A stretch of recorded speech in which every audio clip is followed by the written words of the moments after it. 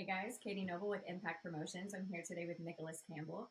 Nick is currently 1-1 and set to go up against Brandon Grooms on May 13th. Nick, tell me who you've been training with. Well, I train myself, and I have another fighter that fights at the pro level that we trained together for about the last 4 or 5 years. His name is Chris Wright. He's also fought with Impact Promotion multiple times since Impact One. This I'm not anything strange to being in a high level environment like this. It's nothing to be afraid of. I'm just ready to go in there and put on a show for the people, really. Absolutely. So talk to me a little bit about your last fight. Well, with my last fight, I went up against Gavin Archuleta. He's out, I believe, out of Jacksonville. I think it was 10th Planet Jiu Jitsu. Um, I trained a good bit for that fight. Thought I was well prepared, going in there to go to the ground and grapple with him. I initiated the takedown. He caught me with a good kick at first. I blocked it. I caught him with a jab off the block, but then he kind of backstepped, caught me with an uppercut. I went in for the shot. I took him down. He caught me. I thought he stayed in the guillotine choke. He switched it from a guillotine choke to an anaconda choke. I pulled his elbow and kind of choked myself. I made a very simple amateur mistake. Instead of going for the hands, clearing my neck, and coming back up to my feet for us to be able to throw our hands, I made a very amateur mistake and tried to wrestle with him, something that I would have did in wrestling, tried to arm drag out, try to get to his back.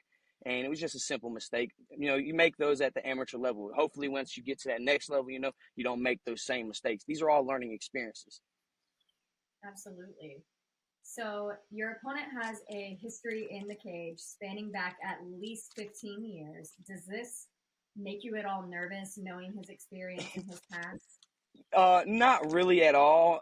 Not downing him or anything like that, or anybody that he's faced in the past or anything. I take every opponent extremely, extremely serious. But like I wrestled since I was the age of 8. I've been on big sales. I've wrestled for Cliff King national tournaments. I've been all around the world, from Thailand all the way to California wrestling, and I have no fear of going in there and doing combat with any man on this planet at my size.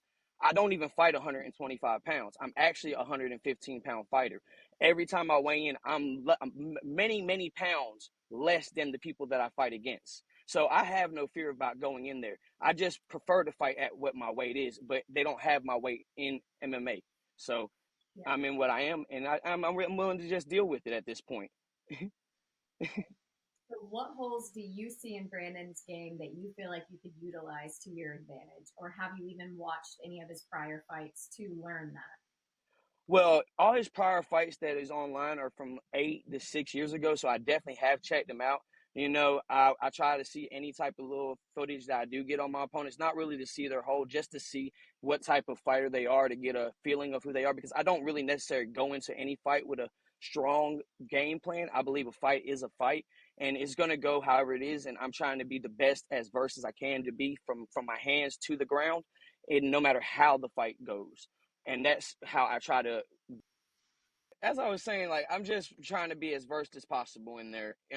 I do recognize that he has been there and there for multiple, very, very, multiple occasions. And I did watch his interview where he says, people that have been in there long periods of time don't really get nervous.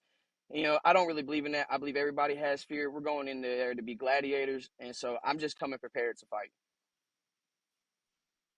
Awesome. Well, is there anything that you want to say to your opponent or to any of the fans who might be watching you before May 13th? I just want to shout out my mama, Brandy Newman, my biggest sponsor, my biggest supporter.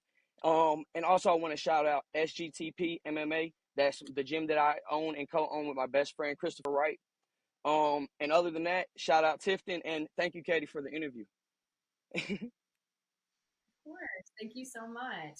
That's all the questions that I have for you, Nick. Thank you so much for being a part of the Impact family. Make sure you guys get your tickets for Dothan Fight Night 2, the Collide, before they're sold out. We have an incredibly stacked card, and you don't want to miss it.